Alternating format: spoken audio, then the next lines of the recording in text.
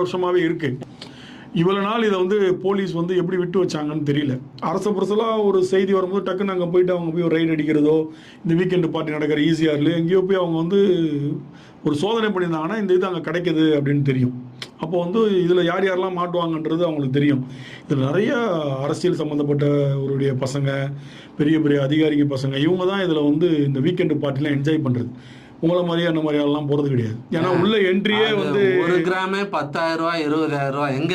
அதான் சொல்கிறேன், உங்களை மாதிரி ஆளுலாம் அந்த பார்ட்டிக்கு என்ட்ரன்ஸே காசு கொடுத்து போக முடியாது. அதுக்கப்புறம் எங்க கொக்கைன்னு வந்துடுது. அதுவே தடை செய்யப்படும் போல அதை பேசக்கூடாது சொல்கிறேன். ஆனால் இது வந்து ஏன் அதை வந்து இப்படியே விட்டுட்டு இருக்காங்க? இப்போ ஸ்ரீகாந்த் மாட்டினதுக்கு என்ன காரணம்னா, ஸ்ரீகாந்த் வந்து வகைத்தொகையெல்லாம் போய் மாட்டிக்கிட்டா போல. தொக்கா போய் மாட்டிட்டு அவர் வாங்கின இடம் அந்த மாதிரி இடம். ஸ்ரீகாந்த் யாரோ ஒரு ஆள்கிட்ட வாங்கியிருந்தாருன்னா இவ்வளோ பெரிய இஷ்யூ ஆயிருக்காது. ஸ்ரீகாந்த் வாங்கினது வந்து ஒரு அதிமுகவோட ஐடி விங்கை சேர்ந்து ஒரு